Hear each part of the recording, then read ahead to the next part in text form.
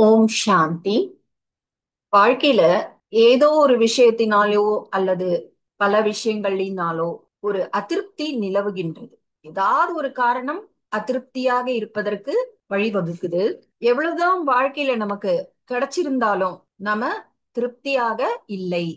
எவ்வளவுதான் முன்னேற்றம் ஏற்பட்டாலும் நாம திருப்தியாக இருப்பதில்லை. நமக்கு என்னவெல்லாம் கிடைத்திருக்கிறதோ அதன் மூலமாக அந்த விஷயங்களில் திருப்தி இல்லை. நமக்கு என்னெல்லாம் பொருட்கள் கிடைச்சிருக்கோ அதுலயும் திருப்தி இல்லை. ஒருவர் மற்றவரோடு திருப்தியாக இல்ல. வாழ்க்கையை பற்றி எப்பொழுதுமே ஒரு புகார், ஒரு கம்ப்ளைண்ட் பண்ணிட்டே இருக்கோம்.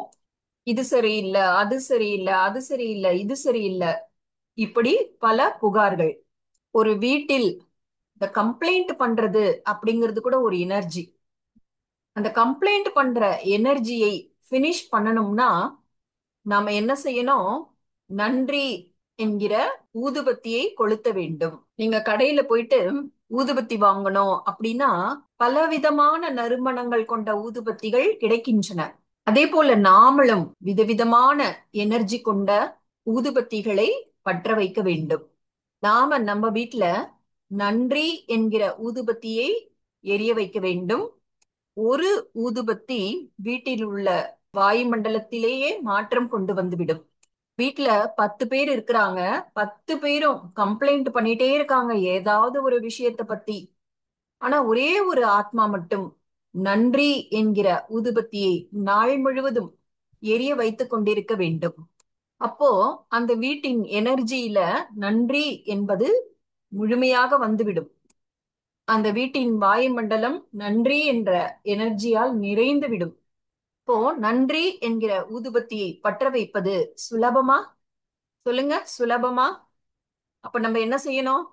காலையில் எழுந்திருக்கும் பொழுதே பாருங்க, அந்த சமயத்துல கண்கள் பாதிதான் திறந்திருக்கும், பாதி இன்னும் கூட திறந்திருக்காது. அந்த நேரத்திலும் நாம சொல்லக்கூடிய முதல் வார்த்தை என்ன தெரியுமா? நன்றி.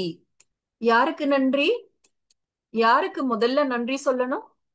பரமாத்மா உங்களுக்கு மிக மிக மிக நன்றி. உள்ளத்திலிருந்து சொல்லணும். உள்ளத்தின் ஆழத்திலிருந்து அந்த நன்றி என்கிற வார்த்தை வரணும். ஒவ்வொரு நாளும் அதிகாலையில் வரக்கூடிய முதல் எண்ணம், அதாவது தூக்கத்திலிருந்து இன்னும் கண்கள் முழுமையாக விழிக்க கூட இல்லை, அந்த நேரத்துல கூட நாம முதல் வார்த்தையாக பரமாத்மாவுக்கு நன்றி செலுத்தணும். ஆனா இன்னைக்கு நாம என்ன பண்ணிட்டு இருக்கோம்? கண்கள் திறந்த உடனேயே முதல்ல போனை தான் பாக்குறோம். நம்ம வீட்டு வாயு மண்டலத்துல நம்முடைய புகார்கள் மட்டுமல்ல, உலகத்துல இருக்கிற அத்தனை புகார்களையும் கொண்டு வந்து சேர்த்துடுறோம். எல்லாருமே ரொம்ப அன்பா சொல்லுங்க, பரமாத்மா உங்களுக்கு மிக மிக மிக நன்றி. யோசிச்சு பாருங்க. இப்படி சொல்லும் பொழுது காலங்காத்தால வீட்டோட வாயு மண்டலத்துல என்ன மாதிரி எனர்ஜி போடுறோம்? முதல்ல பரமாத்மாவோட நினைவு மற்றும் நன்றி. முதல்ல நினைவு, இரண்டாவது நன்றி. நாம நம்ம வீட்டுக்குள்ள மிக உயர்ந்த எனர்ஜியை பரவ செய்யணும்.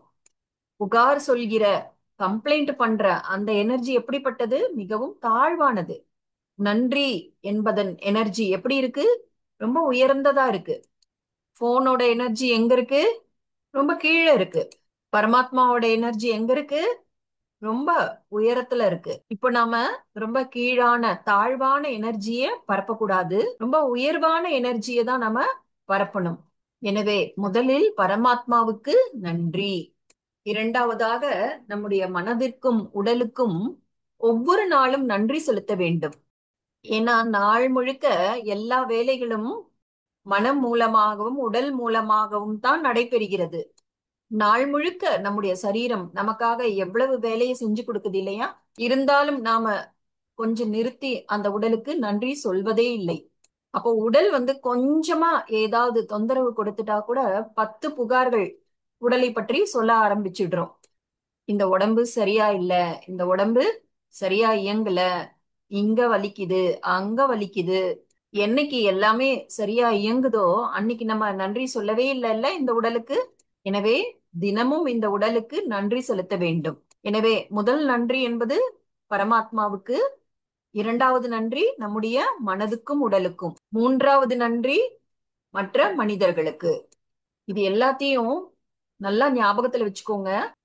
யார் யாருக்கெல்லாம் நம்ம நன்றி செலுத்துறோமோ அவங்க கூட ரொம்ப நல்ல உறவு ஏற்பட்டுவிடும். பரமாத்மாவுக்கு நன்றி செலுத்துனீங்கன்னா காலங்காத்தாலேயே அவர் கூட ஒரு நல்ல உறவு என்பது ஏற்பட்டுவிடும்.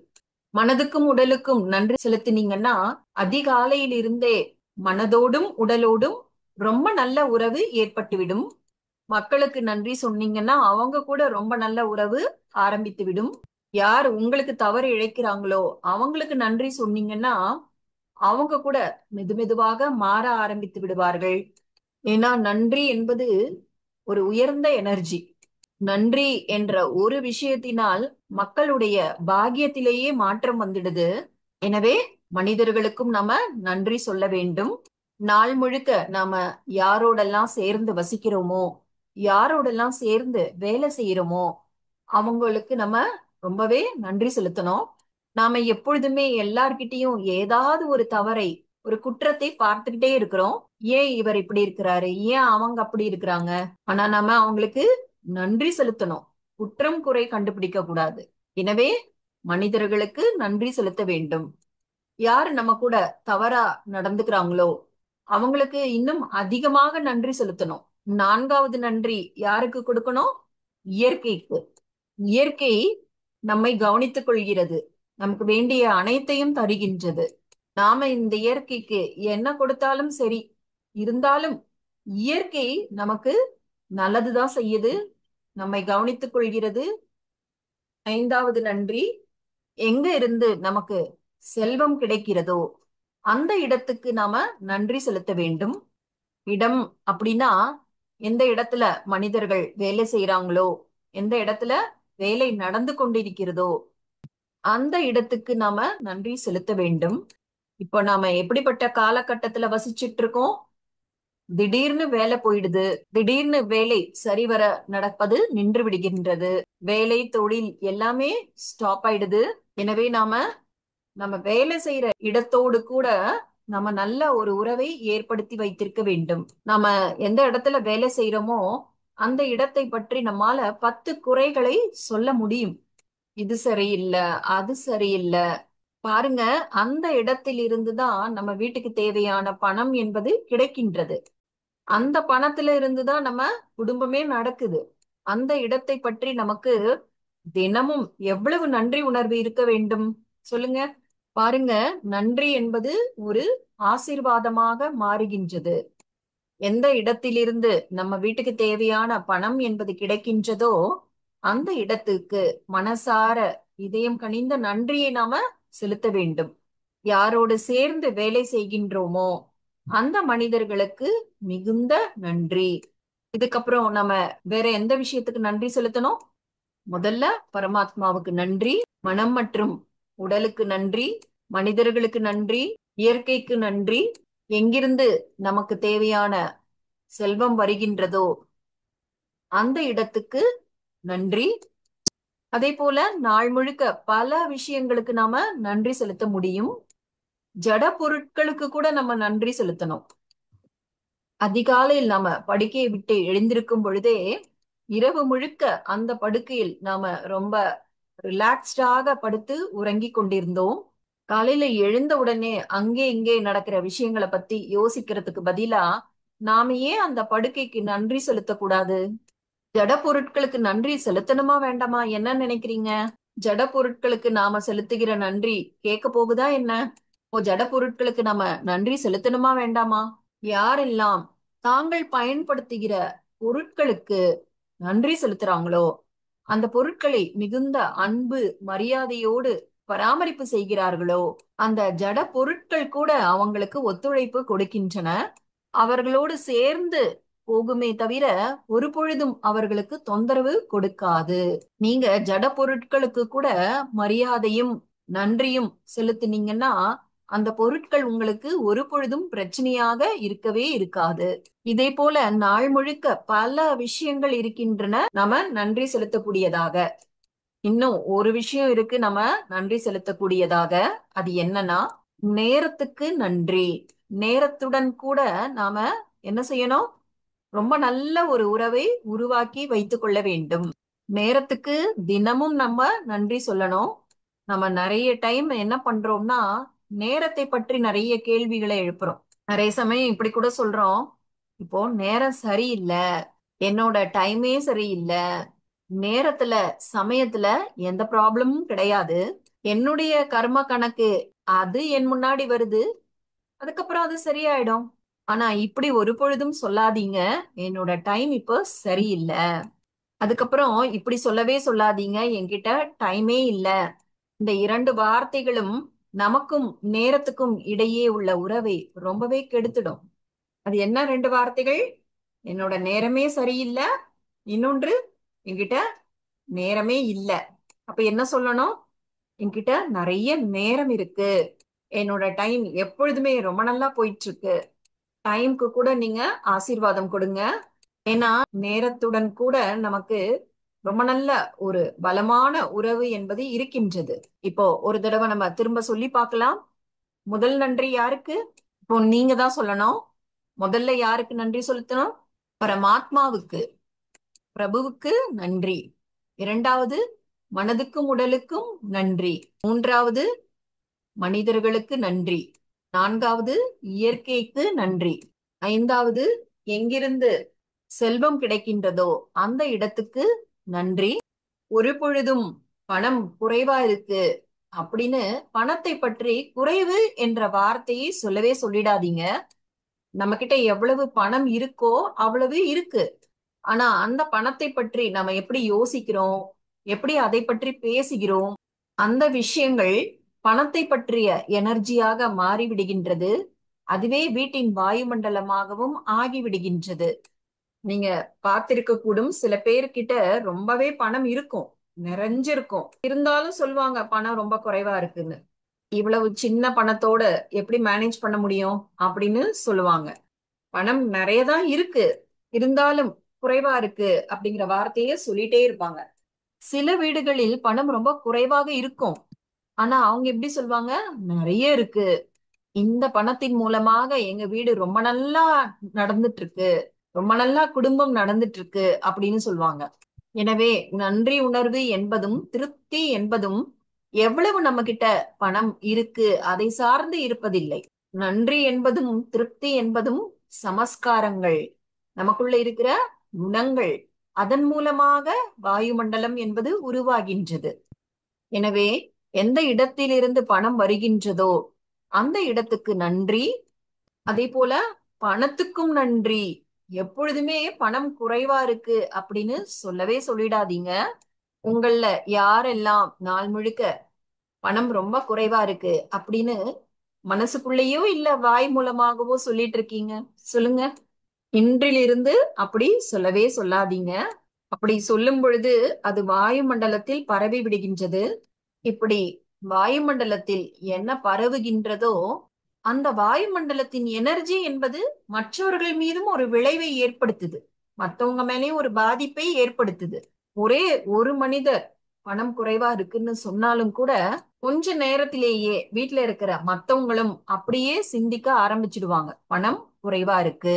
இப்படி எல்லாருமே அப்படி நினைக்க ஆரம்பிச்சுட்டா ஏற்கனவே இருக்கு பாருங்க பணம், அது கூட குறைய ஆரம்பிச்சிரும்.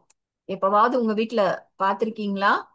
வீட்ல ஒருத்தர் பாடிக்கிட்டு இருப்பாரு, அவர் ஏதோ ஒரு பாட்டை பாடிட்டு இருப்பாரு, ஆனா கொஞ்ச நேரத்துல வீட்ல இருக்கிற மற்றவர்களும் அந்த பாட்டை பாட ஆரம்பிச்சிருவாங்க. இப்படி நடக்குதா இல்லையா? பாத்திருக்கீங்களா? சில நேரங்கள்ல நம்ம வீட்டு பாடலா கூட இருக்காது, பக்கத்து வீட்ல ஏதோ ஒரு பாடல் யாராவது பாடிட்டு இருப்பாங்க, இல்ல ஏதோ ஒரு பாடல் ஒலிச்சிட்டு இருக்கோம். கொஞ்ச நேரத்துல நாமளும் அந்த பாடலை பாட ஆரம்பிச்சிடுவோம். இதே போலதான் இந்த அதிர்வலைகளும் எனர்ஜி என்பதும் உருவாக்கப்படுகின்றது. கொஞ்ச நேரம் கழிச்சு நம்ம யோசிப்போம், நான் ஏன் இந்த பாட்டை பாடிட்டு இருக்கேன், என் மனசுக்குள்ள இந்த பாடல் எங்க இருந்து வந்தது? ஏன்னா வேற யாரோ அதை பாடிட்டு இருக்காங்க, நாமளும் அந்த பாடலை முணுமுணுக்க ஆரம்பிச்சிடுறோம். எண்ணங்களும் நம்ம பேசுற வார்த்தைகளும் கூட இப்படித்தான் நடக்குது. வேற யாரும் அந்த எண்ணங்களை பாடல் போல பாடிக்கிட்டு இருப்பாங்க. என்கிட்ட கொஞ்சமா பணம் இருக்கு, எங்க கிட்ட பணம் ரொம்ப குறைவா இருக்கு. கொஞ்ச நேரத்துல நம்ம மனசு கூட சொல்ல ஆரம்பிச்சிரும், ஆமா எங்க கிட்ட பணம் குறைவா இருக்கு, உங்ககிட்ட குறைவா தானே இருக்கு. அதே வீட்ல இருக்கக்கூடிய ஒரே ஒரு மனிதர் கூட இப்படி பாடல் பாட ஆரம்பிச்சா, எங்ககிட்ட பணம் நிறைய இருக்கு, எங்ககிட்ட பணம் என்பது நிறைவாக இருக்கு, எங்ககிட்ட எங்களுக்கு எவ்வளவு தேவையோ அதை விட அதிகமாகவே பணம் இருக்கிறது, எங்க வீட்ல பணம் சுகத்தையும் சாந்தியையும் கூடவே அழைச்சிட்டு வருது, எங்க வீட்ல நிறைய இருக்கு. இப்படிப்பட்ட பாடலை பாடக்கூடிய ஒரே ஒரு மனிதர் வீட்டில் இருந்தாலும் கூட கொஞ்ச நேரத்திலேயே வீட்ல இருக்க மத்தவங்களுடைய எண்ணங்களில் கூட மாற்றம் வந்துவிடும். அவர்களும் சொல்ல ஆரம்பிச்சிடுவாங்க, பணம் இருக்கு, ஆனா அதுவே போதும், நிறையதான் இருக்கு, ஃபைன் அப்படின்னு சொல்ல ஆரம்பிச்சிருவாங்க. அடுத்த நாள் அந்த பாடலில் இன்னும் மாற்றம் வந்துவிடும். இப்ப என்ன சொல்லுவாங்க, பரவாயில்ல, போதும், நல்லாதான் போயிட்டு இருக்கு, ரொம்ப ஸ்மூத்தா தான் போயிட்டு இருக்கு, எல்லாமே நல்லா நடந்துட்டு இருக்கு அப்படின்னு அவங்களுடைய பாடலில் மாற்றம் வந்துவிடும். நான்காவது நாள் என்ன சொல்வாங்க, எங்க கிட்ட நிறையவே பணம் இருக்குன்னு சொல்ல ஆரம்பிச்சிருவாங்க, எங்க வீட்டை நடத்துறதுக்கு எவ்வளவு வேணுமோ அதை விட அதிகமாகவே இருக்கு அப்படின்னு சொல்லுவாங்க. ஐந்தாவது நாள் அவங்களும் நம்ம கூட சேர்ந்து பாட ஆரம்பிச்சிருவாங்க, நிறைய இருக்கு, நிறைஞ்சிருக்கு, எங்க கிட்ட நிறைய இருக்குன்னு பாடல பாட ஆரம்பிச்சிருவாங்க. ஆனா கவனம், அந்த முதல் மனிதர் யார் இந்த பாடலை பாடுகிறாரோ அவரு கவனம் வைக்கணும், எங்க கிட்ட நிறைய பணம் இருக்கு, நிறைவா இருக்கு அப்படின்ற பாடலை பாடுவதில் அவர் எப்பொழுதுமே கவனம் வைக்கணும். இந்த பாடலை வாய் மூலமா பாடக்கூடாது, மனசுக்குள்ள இந்த பாடலை பாடிக்கிட்டே இருக்கணும். என்ன செய்யணும் சொல்லுங்க, நம்ம கிட்ட எவ்வளவு பணம் இருக்கு, சொல்லுங்க, எவ்வளவு பணம் இருக்கு. இங்க கேட்கும் பொழுதே சொல்லலைன்னா வீட்டுல இருக்கும் பொழுது எப்படி சொல்வீங்க, சொல்லுங்க, பணம் எவ்வளவு இருக்கு, இப்படி சொல்லுங்க. எங்களால மேனேஜே பண்ண முடியாத அளவுக்கு பணம் நிறைஞ்சிருக்கு, இவ்வளவு பணத்தை நம்மளால எப்படி மேனேஜ் பண்ண முடியும், ரொம்ப அதிகமா இருக்கு, இப்படி சொல்லுங்க. ஏன்னா எண்ணங்கள் மூலமாகத்தான் நிஜம் என்பது ஏற்படுகின்றது, எண்ணங்கள் தான் நிஜமாக மாறுகின்றது. எப்படி நம்ம சிந்திக்கிறோமோ அப்படியே விஷயங்கள் நடக்க ஆரம்பித்து விடும். சப்போஸ் ஒருத்தர்கிட்ட ஒரு கடை இருக்கு, அப்ப எப்படி நம்முடைய எண்ணங்களை நிஜமாக்குவது. இப்போ கடையில ஒருத்தர் உட்கார்ந்துட்டு இருக்காரு, ஒருத்தரும் எதுவும் வாங்குறதுக்கு வரவே இல்லை, யாருமே கடைக்கு வந்து எதையுமே வாங்கல அப்படிங்கிறது உண்மை. ஆனா அந்த சூழ்நிலை என்பது வெளியில் இருக்கு. எப்ப நான் ஒருத்தருமே வரமாட்டேங்கிறாங்க இப்படி நினைக்க ஆரம்பிக்கிறேனோ, யாருமே வரல, காலையில இருந்து எதுவுமே விற்க ஆரம்பிக்கல, நான் வெறும் கையோட வீட்டுக்கு எப்படி போவேன், ஒருத்தருமே வரமாட்டேங்கிறாங்களே, இப்படி யாருமே வரமாட்டேங்கிறாங்க, யாருமே வரமாட்டேங்கிறாங்கன்னு நான் சிந்திக்க ஆரம்பிக்கும் பொழுதே அந்த வகையான எனர்ஜி உங்க கடைய சுத்தி பரவ ஆரம்பிக்குது. அதுக்கப்புறம் இப்படி சிந்திச்சு பாருங்க, மக்கள் வராங்க, ஆனா எதுவுமே வாங்க மாட்டேங்கிறாங்க, சும்மா வராங்க, பாக்குறாங்க, திரும்பி போயிடுறாங்க, ஒண்ணுமே வாங்குறது இல்ல. இப்படி நம்ம சிந்திக்க ஆரம்பிக்கும் பொழுது அந்த எனர்ஜியும் அந்த கடையை சுத்தி பரவ ஆரம்பிக்குது. கொஞ்சம் தூரத்துல இருந்து பாத்தீங்கன்னா ஒருத்தர் நம்ம கடையை நோக்கி வந்துகிட்டு இருப்பாரு, ஆனா வாயுமண்டலத்தில் அந்த பாடல் பரவி இருக்குல்ல, யாருமே வர்றதில்ல, யாருமே வர்றதில்ல, வந்தாலும் எதுவுமே வாங்க மாட்டேங்கிறாங்க, அவர் வந்துட்டு இருக்காரு பாருங்க, அவரோட மூடு கூட மாறி போயிடும், அவர் வேறு ஒரு கடையை நோக்கி போயிடுவார். இது ஒரு சித்தாந்தம், இது இப்படித்தான் நடக்கும். அதனால நாம நம்முடைய பாடலை மாற்றிவிட வேண்டும். ஒருவேளை உங்க கடைக்கு யாருமே வரலன்னா என்ன எண்ணத்தை ஏற்படுத்துவீங்க, யாருமே உங்க கடைக்கு வரமாட்டேங்கிறாங்க, அப்ப நீங்க என்ன சொல்லணும், எல்லாருமே என் கடைக்கு தான் வராங்க, இந்த எண்ணம் கூட ரொம்ப நல்லா இருக்கு. நீங்க இப்படி சொல்லுங்க, நகரத்துல இருக்க அத்தனை பேரும் என் கடைக்கு தான் வராங்க, என் கடைக்கு முன்னாடி நின்னுட்டு இருக்காங்க, இவ்வளவு பேர் வராங்க, கடையில இருந்த எல்லா சாமானும் தீர்ந்து போயிடுச்சு, விக்கிறதுக்கு எதுவுமே மிஞ்சி இருக்கல, என்கிட்ட இப்ப எதுவுமே இல்ல விக்கிறதுக்கு. ஒருத்தர் வேறு கடை பக்கமா போயிட்டு இருக்காரு பாருங்க, அவர் கூட நீங்க பாடுற பாடலின் வாயுமண்டலத்துல இருக்கு பாருங்க அந்த எனர்ஜி, அதன் மூலமாக கவர்ந்து இழுக்கப்பட்டு உங்க கடை பக்கம் வந்துடுவாரு. இத நீங்க செஞ்சு பார்க்கணும். 1970 அல்லது 71 பரமாத்மா நம்முடைய தாதி ஜானகிஜி அவர்களுக்கு ஒரு சேவைக்கான டைரக்ஷன் கொடுத்திருந்தாரு, நீங்க போயிட்டு வெளிநாடுகளில் சேவை செய்ய வேண்டும் அப்படின்னு. சோ தாதி ஜானகிஜி மவுண்ட் அபுல இருந்து கிளம்பி வெளிநாடுகளுக்கு போய் தங்கி இருந்து பரமாத்மா சேவை செய்ய வேண்டும். பாருங்க, அது அந்த காலம் 1970னா யோசிச்சு பாருங்க. வெளிநாடுகளில் ஆங்கிலத்தில் தான் பேச வேண்டும் இல்லையா? ஜானகி தாதி வயதில் மட்டுமல்ல, உருவத்திலும் ரொம்ப சின்னவங்களா இருந்தாங்க. அவங்களுக்கு இங்கிலீஷ் சுத்தமா தெரியாது. ஆனால் பரமாத்மாவுடைய கட்டளைப்படி அவங்க லண்டன் போய் சேர்ந்துட்டாங்க. அங்கே சென்டருக்கு யாருமே வருவதே இல்லை. அந்த டைம்ல அப்படிதான் இருந்தது. அங்கே ஹிந்தில ஆன்மீக வகுப்பு எடுத்தா யார் வந்து கேட்பாங்க? அந்த காலத்துல யாருக்குமே ஹிந்தியில வகுப்பு கேட்பதுல ஆர்வமே இருந்திருக்கல. இப்போ ஆன்மீகத்தை கற்றுக்கொள்ளக்கூடிய அந்த ஒரு காலகட்டம் அங்க அப்போ இல்ல. ஒரு முறை தாதி தன்னுடைய அனுபவத்தை பகிர்ந்து கொண்டிருந்தார்கள். நான் ஒரு நாற்காலியில் அமர்ந்து கொள்வேன். அப்போ அந்த அறை முழுவதும் காலியாக இருக்கும், என்ன தவிர யாருமே கிடையாது. ஏன்னா ஞானத்தை கேட்பதற்கு யாருமே வரமாட்டேங்கிறாங்க. ஆனாலும் அவங்க என்ன செஞ்சாங்க, தரையில வந்து கார்பெட், கம்பளம் விரிச்சிருப்பாங்க. அதுல வந்து பூக்களுடைய டிசைன் இருக்கும். தாதி சொல்றாங்க, நான் ஒரு காட்சியை கற்பனை செய்து பார்ப்பேன்.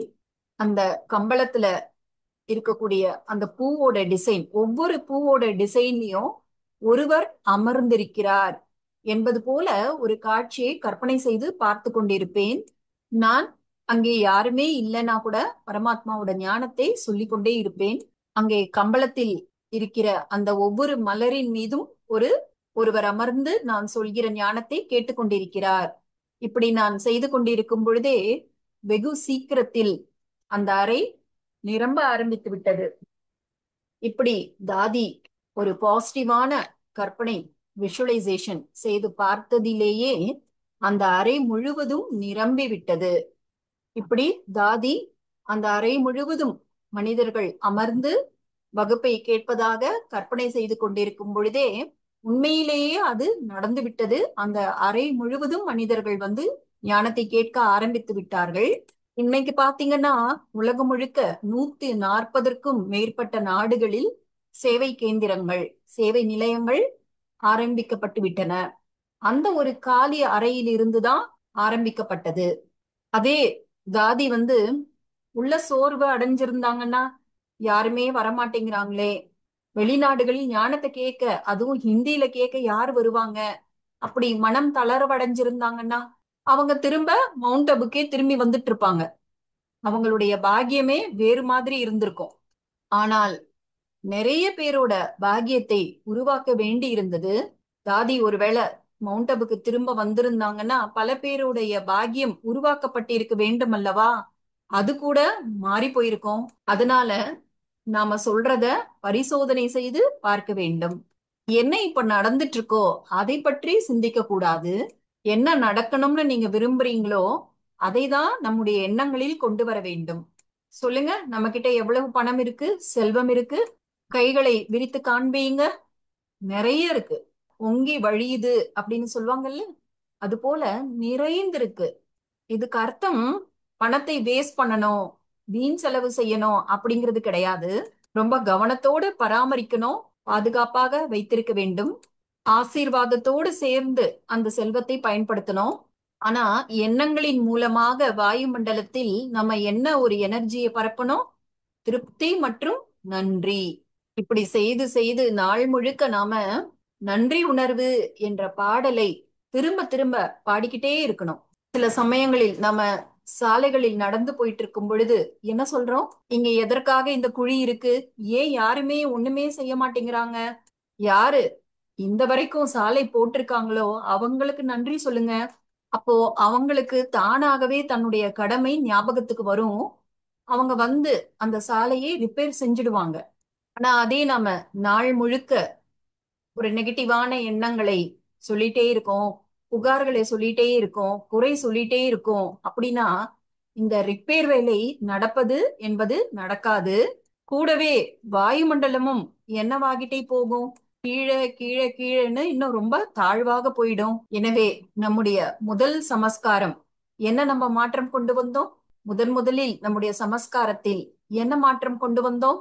புகார் சொல்வதிலிருந்து நன்றி. யாருக்கெல்லாம் இது பக்காவாக ஆயிடுச்சோ, இன்னையில இருந்து இதை செய்ய போறோமோ அவங்கெல்லாம் கைகளை உயர்த்துங்க. என்ன செய்யணும் நாம? எல்லாவற்றுக்கும் நன்றி, நன்றி, நன்றி, நன்றி. ஒவ்வொரு மனிதருக்கும் நன்றி, ஒவ்வொரு சூழ்நிலைக்கும் நன்றி, ஒவ்வொரு பொருளுக்கும் நன்றி. இரண்டாவது சமஸ்காரம். எந்த ஒரு விஷயத்துக்காகவும் நாம கவலைப்படுறோம் அப்படின்னா என்ன நடக்கும்? என்ன நடக்கும்? எப்படி ஆகும்? திடீர்னு இப்படி வந்துடுச்சே, இது நம்ம வீட்ல எப்படி இப்படி நடந்து போயிடுச்சே, இனிமே என்ன ஆகுமோ தெரியலையே, இப்படி நாம கவலைப்பட்டுக்கிட்டு இருக்கோம். ஒரு விஷயத்த எப்பொழுதுமே ஞாபகத்துல வச்சுக்கணும். சூழ்நிலைகள் வந்துடுச்சு, ஆனால் சூழ்நிலைகளால் பாக்கியம் உருவாவதில்லை. அந்த சூழ்நிலையை பார்த்து நாம என்ன எண்ணங்களை ஏற்படுத்துறோமோ அதுதான் நம்முடைய பாக்கியத்தை உருவாக்குது. பரமாத்மா நமக்கு ரொம்ப அழகான ஒரு வரி சொல்லித் தராரு. அந்த வரியை நாம எல்லாருமே மனப்பாடம் செய்து விட வேண்டும். ஒவ்வொரு முறையும் நாம அந்த வரியை பயன்படுத்தினோம்னா நம்முடைய பாக்கியத்தில் மாற்றம் வந்துவிடும். உங்களுக்கு அதை கத்துக்கணுமா? சொல்லுங்க. உங்களுக்கு கத்துக்கணுமா? யாருக்கெல்லாம் கத்துக்கணும் சொல்லுங்க. ஆனா அதை நாம உள் வாங்கிக் கொள்ள வேண்டும். ஒரு சூழ்நிலை வரும் பொழுதே, அது சின்னதா இருக்கலாம், பெருசா இருக்கலாம், இல்ல ரொம்ப ரொம்ப பெரிய சூழ்நிலையா கூட இருக்கலாம்.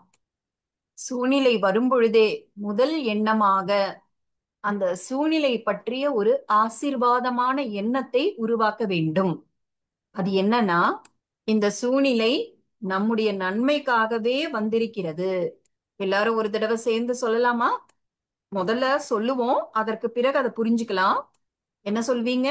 இந்த சூழ்நிலை என்னுடைய நன்மைக்காகவே வந்திருக்கிறது. எல்லாரும் சேர்ந்து சொல்லுங்க. இந்த சூழ்நிலை நம்முடைய நன்மைக்காகவே வந்திருக்கிறது. ஒரு முறை உங்களுடைய கண்களை மூடி உங்க வாழ்க்கையில வந்திருக்கிற அந்த சூழ்நிலை பாருங்க. உங்க வாழ்க்கையில ஏதாவது சூழ்நிலை வந்திருக்கா? வீட்டில் அல்லது தொழிலில் ஏதாவது சவாலான சூழ்நிலை வந்திருக்கா? ஒரு கஷ்டம், ஒரு பிரச்சனை, இல்ல ஒரு மனிதர் மூலமாக ஏதாவது ஒரு விஷயம், கடினமான சூழ்நிலை வந்திருக்கா? அந்த சூழ்நிலையை பாருங்க. அந்த சூழ்நிலை பார்த்துக்கிட்டே பரமாத்மாவை நினைவு செய்யுங்க. இப்ப சொல்லுங்க, இந்த சூழ்நிலை என்னுடைய நன்மைக்காகவே வந்திருக்கிறது. நம்ம உடம்புல கூட ஒரு பிரச்சனை வந்திருக்கலாம், ஒரு நோய் வந்திருக்கலாம். உடம்பு சுகமா இல்ல, ஆரோக்கியமா இல்ல. அந்த சரீரத்தை பார்த்துக்கிட்டே பரமாத்மாவை நினைவு செய்யுங்க. சொல்லுங்க, இந்த சூழ்நிலை கூட என்னுடைய நன்மைக்காகத்தான் வந்திருக்கிறது. நன்மையை தவிர வேறொரு விஷயம் எனக்கு நடக்கவே முடியாது. நடக்கிற ஒவ்வொரு விஷயமும் என்னுடைய நன்மைக்காகவே நடக்கின்றது. நான் நன்மை தரக்கூடிய ஒரு சமயத்தில் தான் வாழ்ந்து கொண்டிருக்கிறேன். உங்களில் எத்தனை பேருக்கு அப்படி ஏதாவது ஒரு சூழ்நிலை தெரியுது? கண்டுபிடிச்சிட்டீங்களா? உங்கள் வீட்டிலோ அலுவலகத்திலோ ஏதாவது ஒரு சூழ்நிலை உங்களுக்கு கிடைச்சுதா? பாருங்க, சூழ்நிலை என்பது சூழ்நிலை தான், அது வந்து விட்டது. உடம்புல ஒரு நோயா இருக்கலாம், இல்ல வெளியில இருக்கக்கூடிய ஏதோ ஒரு பிரச்சனையாக இருக்கலாம். விஷயம் வந்துடுச்சு. அந்த விஷயம் ரொம்ப தாழ்வான எனர்ஜியோட இருக்கு. நாமளும் நம்முடைய மனதின் ஸ்திதிய ரொம்ப கீழே கொண்டு போயிட்டோம்னா அந்த விஷயம் இன்னும் ஒரு பெரிய பிரச்சனையாக மாறிவிடும். அந்த விஷயத்துக்கும் முன்னாடி மனதை முதல்ல நாம ஜெயிக்க வேண்டும். அதனாலதான் சின்ன வயசுல நமக்கு சொல்லி கொடுத்திருக்காங்க, மனதை ஜெயித்தவர்கள். அதுக்கப்புறம் என்ன லைன் வரும்? மனதை ஜெயிப்பவர்கள் தான் உலகத்தை ஜெயிப்பவர்களாக ஆக முடியும். எல்லாரும் இந்த லைனை திரும்ப சொல்லலாமா? மனதை வென்றவர் யாரோ அவர்தான் உலகத்தையும் வென்றவராக ஆகிறார். யார் ஒருவர் தன்னுடைய மனதை ஜெயிச்சிடுறாங்களோ அவங்க உலகத்தையும் ஜெயிச்சிடுறாங்க. அதாவது யார் உள்ளே ஜெயிக்கிறார்களோ அவங்க வெளியேயும் ஜெயிச்சிடுவாங்க. எல்லாரும் கைகளை நெற்றி பொட்டுல வைங்க. இது ஒரு சித்தாந்தம். யாரு மனதை ஜெயிக்கிறாங்களோ அவங்க வெளியே இருக்கிற உலகத்தையும் ஜெயிக்கிறாங்க. மனதை வென்றவர் உலகை வென்றவர். மனதிடம் தோற்பவர்கள் கண்டிப்பா வெளியும் தோத்துடுவாங்க. எனவே விஷயம் வந்திருக்கு, நாம நினைச்சு கூட பார்க்காத ஒரு விஷயம் நடந்துடுச்சு. திடீர்னு அந்த விஷயம் அப்படி நடந்துடுச்சு. இப்படி நடந்துடுச்சே, இப்படி திடீர்னு வந்துடுச்சே, இப்படி எப்படி நடக்கலாம்? இப்படி நாம யோசிச்சோம்னா நம்ம மனதினால் தோற்கடிக்கப்படுகிறோம். எப்ப நாம மனசுகிட்ட தோத்து போறோமோ அதன் விளைவாக அது உடலில் ஒரு நோயாக கண்டிப்பாக வெளிப்படும். இப்போ வீட்டின் வாயு மண்டலம் கூட அந்த கவலை என்ற எனர்ஜி மூலமாக, கவலை என்ற எனர்ஜியினால் நிரம்பி இருக்கும். கவலை என்கிற எனர்ஜி பரவி இருக்கும். முதல் சங்கல்பத்திலேயே, முதல் எண்ணத்திலேயே மனதை ஜெயித்து விட வேண்டும். அந்த வெற்றியின் மூலமாக உலகத்தை வெற்றி கொள்ள முடியும். வெளியே இருந்து பிரச்சனை வருது, வெளியே இருந்து கஷ்டம் வருது, வெளியே இருந்து ஒரு சங்கடம் வருது. நாம உள்ள இருந்து அந்த சூழ்நிலை மீது ஒரு சண்டை போடுறோம். எப்படி? நம்ம இப்படி சொல்றோம், இந்த சூழ்நிலை கூட என்னுடைய நன்மைக்காகத்தான் வந்திருக்கு, இந்த விஷயம் என்னுடைய நன்மைக்காகத்தான் வந்திருக்குன்னு நம்ம சொல்லும் பொழுதே நம்முடைய மனதின் நிலை எங்க போயிடுது? எல்லாருமே கைகளை காமிங்க. மனதோட ஸ்திதி எங்க போயிடுது? மேல போயிடுது. அதே நாம இது எப்படி இப்படி நடக்கலாம்? நம்ம என்ன செய்யறது? இது ரொம்ப கஷ்டமான விஷயமா இருக்கே, இது ரொம்ப பிரச்சனையாச்சே, இது ரொம்ப பெரிய ப்ராப்ளம், இப்படி எல்லாம் நம்ம சொல்லும் பொழுது நம்முடைய மனதின் நிலை எங்க போகுது? கீழே போயிடுது. ஒவ்வொரு சூழ்நிலையிலும் ஞாபகம் வச்சுக்கோங்க, முதல்ல பிரச்சனையே அல்ல, முதல்ல மனதை சரி செய்ய வேண்டும். முதல்ல தன்னுடைய நிலையை உயர கொண்டு போயிடுங்க. அப்போ உலகமே தானாகவே உயர வந்துரும். அதாவது அந்த பிரச்சனையை தீர்க்கக்கூடிய விஷயங்கள் நம்ம உயரத்துக்கு வந்து சேர்ந்துடும். முதல்ல நம்முடைய மனதை உயர்வான ஸ்திதிக்கு கொண்டு வந்து விட வேண்டும். நாம நம்முடைய வாழ்க்கையை கொஞ்சம் திரும்பி பார்த்தோம்னா, சொல்லுங்க, யாரோட வாழ்க்கையில எல்லாம் இந்த அனுபவம் இருக்கு? ஒரு பிரச்சனை வந்தது, கடந்த காலத்துல ஒரு சூழ்நிலை வந்தது, நமக்கு நல்லாவே தெரியுது நடந்த விஷயம் அத்தனை சரியானது கிடையாது. ஆனா கொஞ்ச காலம் கழிச்சு நமக்கு புரியுது, அன்னைக்கு அப்போ ஒரு பிரச்சனை வந்ததே, அது உண்மையிலேயே நம்முடைய நல்லதுக்கு தான் வந்தது. இப்படி யார் யாருக்கெல்லாம் தோணி இருக்கு? யார் யாரோட வாழ்க்கையில இந்த அனுபவம் இருக்கு? ஒரு செகண்ட் எல்லாரும் திரும்பி பாருங்க, எவ்வளவு பேரோட கைகள் உயர்ந்திருக்குன்னு கொஞ்சம் திரும்பி பாருங்க. ஆனா பிரச்சனை வரும் பொழுது நமக்கு என்ன தோணுச்சு? இந்த விஷயம் சரி கிடையாது, வந்திருக்க கூடாதுதான். ஆனா கொஞ்ச காலத்துக்கு பிறகு என்ன தோணுச்சு? என்ன வந்ததோ நல்லதுக்கு தான் வந்தது. ஆனா அது கொஞ்ச காலம் கழிச்சுதான் அப்படி சொன்னோம். அந்த இடைப்பட்ட காலத்தில் மனதின் நிலை நன்றாக இல்லை. அனுபவத்தின் மூலமாக நாம கற்றுக்கொள்ள வேண்டும். இப்போ மனதின் நிலை நல்லா வச்சிருக்கும் பொழுது பிரச்சனை கூட சரியாயிடுது. இப்போ மனம் கொஞ்ச நேரத்துக்கு சரியில்லாத போதே விஷயம் தானாக சரி ஆகுது. அதே பிரச்சனை வரும் பொழுது மனம் சீராக இருந்தால் இன்னும் எவ்வளவு சீக்கிரமா அந்த பிரச்சனை தீரும்? யோசிச்சு பாருங்க. கொஞ்சம் காலம் கழிச்சு கடந்த காலத்துல நடந்த ஒரு விஷயம் நல்லதுக்கு தான் அப்படின்னு நமக்கு தோணுதே, அப்ப மனம் கொஞ்சம் சரியில்லாத போதே அந்த விஷயம் சரியாகுதுன்னா, மனதை இன்னும் சரியா வச்சிருந்தா அந்த பிரச்சனை எவ்வளவு சீக்கிரத்துல சரியாயிருக்கும்? யோசிச்சு பாருங்க. எனவே இன்றில் இருந்து நாம ஒரு விஷயத்தை உறுதிப்படுத்திக்கணும். என்ன நடந்ததோ, என்ன நடந்துட்டு இருக்கோ, என்னுடைய வாழ்க்கையில் வரக்கூடிய ஒவ்வொரு காட்சியும் என்னுடைய நன்மைக்காகவே நடக்கின்றது. என்னுடைய நன்மைக்காகத்தான் இந்த விஷயம் வந்திருக்கு. நன்மையை தவிர வேறு எந்த ஒன்றும் என்னுடைய வாழ்க்கையில நடக்கவே முடியாது. யாராவது வந்து உங்ககிட்ட சொல்லுவாங்க, என்ன உங்களுக்கு இப்படி எல்லாம் நடந்துருச்சே? அப்ப நீங்க சொல்லுங்க, நன்மையை தவிர வேறு எதுவுமே எங்க வாழ்க்கையில நடக்காது. உடம்புல கூட ஏதாவது நோய் வந்தா கூட அது கூட நன்மைக்காகத்தான். இது எனக்கு ஒரு புதிய முறையிலான வாழ்க்கையை கற்று தருகிறது. ஏன்னா இத்தனை நாட்களாக என்னுடைய சரீரத்தின் மீது நான் கவனமே வைக்காம இருந்தேன். இப்ப நான் நிறைய விஷயங்களை கத்துக்கிட்டேன். அதனால ஒவ்வொரு விஷயத்திலும் நன்மை இருக்கிறது. சும்மாவே எழுதி வச்சிருக்கல. கீதா ஞானத்துல கூட என்ன சொல்றாங்க? என்ன நடந்ததோ அது நன்றாகவே நடந்தது, என்ன நடக்கிறதோ அதுவும் நன்றாகவே நடக்கிறது, என்ன நடக்க போகிறதோ அதுவும் நன்றாகத்தான் நடக்கும். ஆனா நாள் முழுக்க நாம என்ன சொல்றோம்? என்ன இப்படி நடந்துருச்சே, எப்படி இப்படி எல்லாம் நடக்கலாம், எதனால இப்படி நடந்தது, இந்த மாதிரி சொன்னோம்னா இனிமே வரக்கூடியது எப்படி இருக்கும்? அப்ப எதற்காக கீதை ஞானத்துல அப்படி எழுதியிருக்காங்க? என்ன நடந்ததோ அது நன்றாகவே நடந்தது, என்ன நடக்குமோ அதுவும் நன்றாகவே நடக்கும்னு. என்ன எழுதப்பட்டிருக்கோ அதை திரும்ப திரும்ப படிங்க. அப்படி படித்து படித்து நம்முடைய மனதின் பாடலாக அதை மாற்றிவிட வேண்டும். நாம இந்த விஷயம் நல்லதுதான் அப்படின்னு சும்மா சொல்லல. நம்ம என்ன சொல்றோம்? இந்த விஷயமே எனக்கு நன்மை ஏற்படுத்த வேண்டும் என்றுதான் அது வந்திருக்கு. எனக்கு நன்மை செய்வதற்காகவே அந்த விஷயம் வந்திருக்கிறது. எனக்கு நன்மை ஏற்படுத்தி விட்டுதான் அந்த விஷயம் என்னை விட்டு போகும். சோ முதல்ல நம்முடைய மனதின் ஸ்திதியை நம்ம சரி பண்ணணும். என்னுடைய மனதின் என்னோட மனசுக்கு நல்லது நடக்கணும்னு தான் இந்த விஷயம் வந்திருக்கு. என் உடம்புக்கு நல்லது பண்ணணும்னு தான் இந்த விஷயம் வந்திருக்கு. இப்படி நாம எண்ணங்களை ஏற்படுத்தினோம்னா எந்த ஒரு விஷயமும் மாறி போய்விடும். நாம கவலை என்ற உணர்விலிருந்து கவலையற்றவராக மாறிவிடுகிறோம். கவலையை வைத்துக் கொள்ள மாட்டோம், கவலையற்றவராக மாறிவிடுவோம். பரமாத்மா நமக்கு ஒரு அழகான வார்த்தையை கற்றுத் தருகிறார். எது நடந்தாலும் சரி, நடக்கலனாலும் சரி, நம்ம பாக்கெட்ல பணம் இருந்தாலும் சரி, இல்லைனாலும் சரி, நீங்க கவலையற்ற மகாராஜாவாக மாற வேண்டும். கவலையற்ற மகாராஜா என்றால் அந்த ராஜா எங்க இருக்கிறாரு? நம்முடைய மனம். மனதில் எந்த ஒரு கவலையும் கிடையாது. கவலையற்ற மகாராஜா. எப்போ நாம கவலையற்ற மகாராஜாவாக ஆகிறோமோ நம்முடைய பாக்கியம் தானாகவே மாறிவிடும். நாம அப்படிப்பட்ட ஒரு யுகத்தில் வாழ்ந்து கொண்டிருக்கிறோம். சில பேருக்கு எந்த பிரச்சனையுமே இருக்காது, ஆனாலும் அவங்க கவலைப்பட்டுக்கிட்டு இருப்பாங்க. ஏன்னா கவலைப்படுற ஒரு பழக்கம் ஏற்பட்டு விட்டிருக்கு இல்லையா?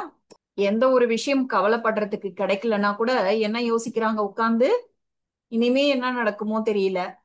இன்னைக்கு எல்லாமே நல்லா தானே நடக்குது, இனிமே வரப்போறத பத்தி கவலைப்பட்டுக்கிட்டு இருக்காங்க. ஏன்னா இன்னைக்கு தேதியில எல்லாமே நல்லா இருந்தா கூட அந்த கவலைப்படுகிற அந்த ஒரு பழக்கம் இருக்கிறதுனால இனிமே என்ன நடக்கும் அப்படின்னு எண்ணங்களை ஏற்படுத்துறாங்க. இந்த பழக்கம் நம்முடைய மனதுக்குள்ள கவலைப்படுகிற அந்த எண்ணங்களை ஒரு பாடல் போல ஒலிச்சுக்கிட்டே இருக்கு. எனவே முதல்ல நாம புகாரிலிருந்து நன்றி என்ற உணர்வுக்கு மாறுகிறோம்.